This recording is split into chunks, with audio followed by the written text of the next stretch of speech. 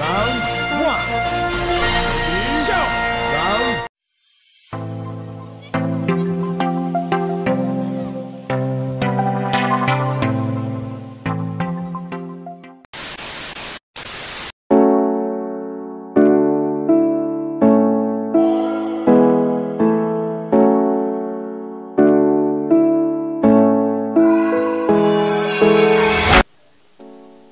Ndabasuhuje mbifuriza ishya n'ihirwe aho muherereye mu mpande enye z'igihugu cy'u Rwanda n'umujyi wa Kigali, gushyiramo abari hanze y'u Rwanda nabo bahaye ikaze bankurikira bari ahantu hatandukanye mu Burundi. Inshuti zanjye ndabasuhuje, Tanzania, Uganda, Congo na Kenya. Hanyuma ibanga ridasanzwe abarozi, amagini hamwe n'abapfumu bakoresha ryamenyekanye. Nkurikira muri ino nkuru rero umenye byinshi kuri byo. Ngendi Jacob Karivano, iyi ni Code TV.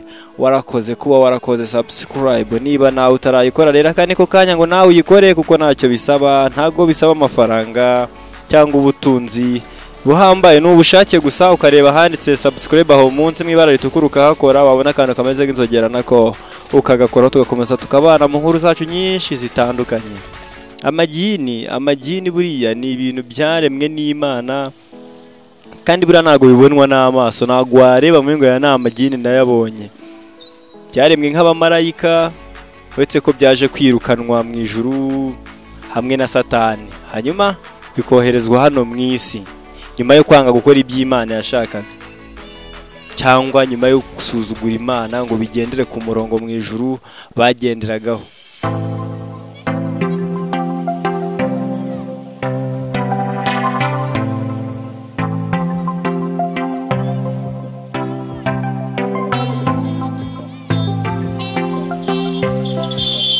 Ariko Satani, amagini, abapfumu n'ubundi nabo barazi ko umunsi w'urubanza uzabaho, umuriro uzabaho, nacyo gituma bakora ibishoboka kugira ngo nabo nibazajye muri uwo muriro bonyine. Murabizi Satani ni umubeshyi, akoresha abapfumu n'abarozi kugira ngo yerekane ko afite ubushobozi bwinshi. Ariko turabizi twese ko Imana ifite ubushobozi kumurenza. Rero muri ino nkuru twakoreye ubushakashatsi, tugakoresha ibishoboka byose, kubaza abantu, amaradiyo, ibinyamakuru byandika, amateleviziyo, bikadufata umwanya. Twakoze ubushakashatsi ngo tumenye byinshi ku magini, ku barozi, ku bapfumu bamwe biyambaza ibintu bitandukanye, ari nako bamwe bagenda bicwa bashinzwe amarozi, rimwe mu mategeko batemera kabaho. Byinshi bibera mu mwijima tubikoraho ubushakashatsi, aho amarozi avugwa cyane, amoko y'amarozi, abadayimoni batera ibibazo bimwe na bimwe, byose turacukumbura hano kuri Code TV. Hanyuma wakoze kuba wankurikiye, komeza unankurikire umenye byinshi biri muri iyi nkuru. Mwibutse ko ni byiza gukora subscribe niba utarayikora.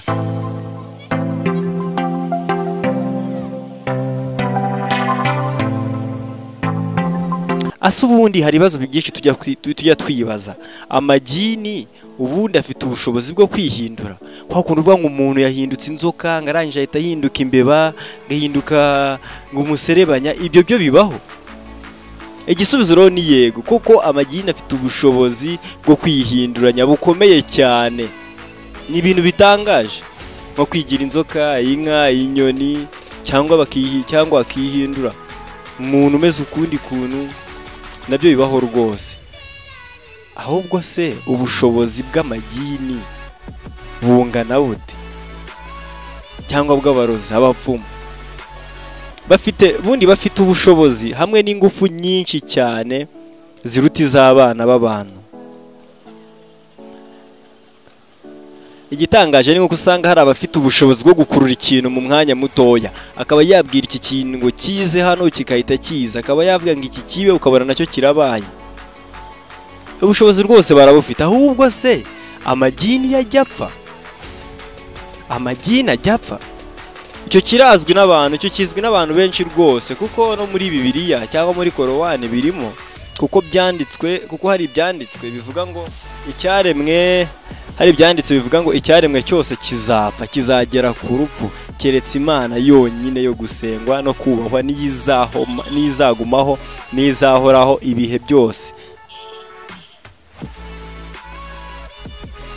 Sasa rero amagini arapfa ariko mu buryo bugoranye, butazagira ngo ni kwa kundi nyine tuzi bene wacu b'abantu ngo yitabye Imana tugiye kumushyingura. Oya, kuko twabibonye muri Bibiliya cyangwa muri Korowani ko bivuga ko nta kintu na kimwe kiriho cyaremwe kitazapfa uretse rugira, ariko amagini arapfa mu buryo bwayo bwihariye.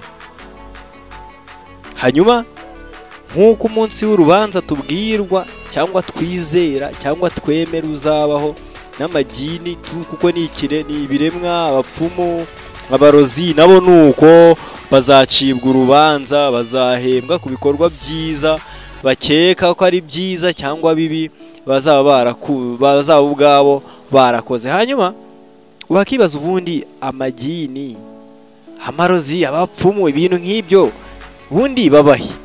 Amagini abahe?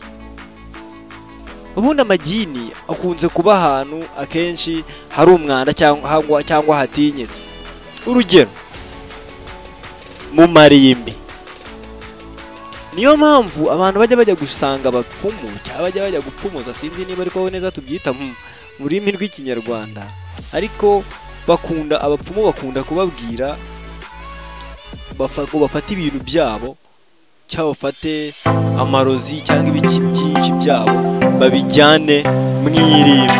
Ni ijambo uzasanga kenshi umupfumu akubwira, uzagenda ujye ku irimbi wambare ubusa, uzagenda ufate kano kantu kambare mu ijosi, uzabigenza gutya kuko n'ubundi nibwo buturo bwawe.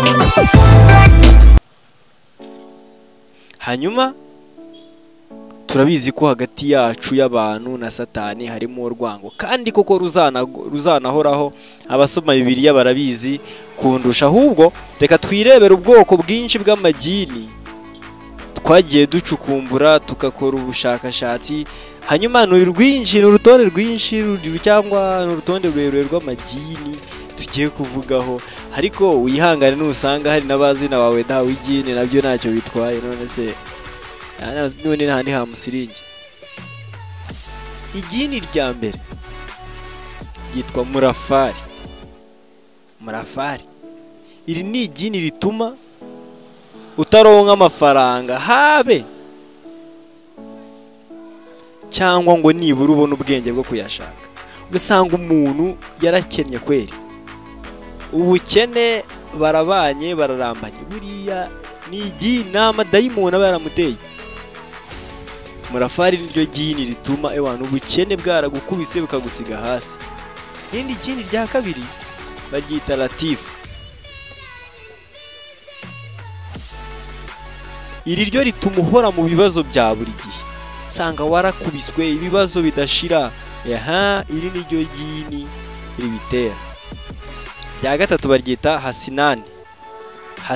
Rino gini iri ryo riteza amakimbirane, guhora wumva. Hasinani rino gini ryo ritera urwango, amakimbirane, kutoroherana, kutabana neza na bagenzi bawe cyangwa gukoresha ibiyobyabwenge. Irya kane Subiyani ryo rituma haba icyo twita agisida, kandi rituma abagore batajya mu minsi yabo, bimwe bakunda kwita kwezi, kujya mu mihango n'ibindi. Igini rya gatanu baryita Sumiri. Iri gini rituma igini rya gatanu bita Sumiri, iri niryo rituma ababyeyi cyangwa abakobwa bakuramo inda. Irya gatandatu baryita Waidadati. Rino gini rituma abahungu bambara amaherena kandi bagakunda gusuka imisatsi. Benshi kabisa batewe n'amagini ya Waidadati, cyane cyane abajama ba hano muri no Kigali, mbona byarabaye ibindi. Hanyuma igini rya karindwi bagita Aribadiri. Iri niryo noneho ritera gupfa. iri jini iyo rikwinjiyemo akanya n'akanya runaka ushobora kuhita kuko niryo ritera urupfu. Rero n'ubundi bavandimwe n'ubundi n'ahandi hamusiringiye mureke twisengere. Idayimoni arubadiri iri kugeraho tayari cisheni rya munani anzura barita anzura. Iri niryo rituma bagumirwa. Anzura rituma abahungu cyangwa abakobwa bagumirwa, niba ariko niba nabyita kugumirwa. Abahungu batarongora, abakobwa batarongorwa. Buriya n'ujya ubona ugize mirongo imengo anzura yaramuteye. Mayimuna ni idini rya cyenda.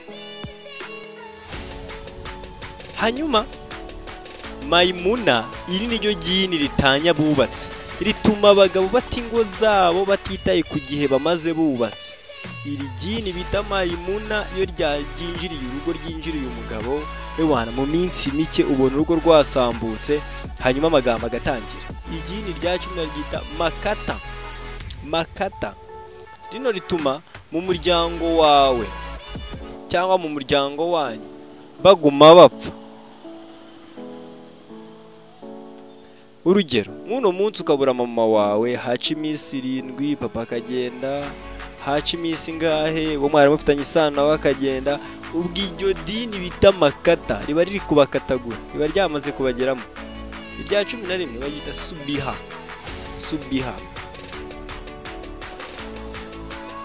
Iri ryo bita Subiha rituma umuntu atakaza ibyishimo, ukajya ubona aho yazinze umunya, ewana kwishima kwe biba bigoye iyo iri dini ryakugezemo. Ibyishimo byawe numenya aho byagiye. Maulana ni idini rya 12. Usanga umuntu buri kanya kose agumanuka, uko yagerageza kwigira kose, uko yakaraba kose, ugasanga igikara baraturanye. Iryo naryo ni idini riba ryaguteye. Rya 13 baryita Arimuru. Iri niryo rituma uhora uri umukene. Rya 14 bagita Farika. Iri niryo jini Satani atuma kuza gusuzuma umukirisito kugira ngo arebe koko niba akomeje, aryita Farika. Hanyuma ijini rya 15 baryita Baridi. Iri jini noneho rero iyo rigeze mu rugo rwanyu byanze bikunze rurasenyuka. Ni karusenya nta miyaga rishyiramo. Nta moko y'amajini, yego byumve neza, y'amajini 40. Hanyuma tubabwiye 15 ya mbere, andi mwategereze mu nkuru zacu zitaha. Buri kintu cy'icyago cyangwa bibi bitubaho biba bifite idini bikomokaho cyangwa inkomoko y'imyuka mibi yabyo, kuko twaremewe kunesha, kubaho neza. Ntabwo Imana yaturemye ngo iduteze ibyago, ahubwo wa munsi yarekuraga Satani n'ingabo ze bamaze kunanirwa kumvira no kugendera ku mahame y'Imana, ikabata mu isi, nibwo ibyago byatangiye. Buri jini rero rifite icyo rihagarariye, buri kibazo tugira gifite bosi wacyo w'idayimoni. Hanyuma ni ngombwa tugomba no kubagezaho urutonde rw'abarozi ruharwa.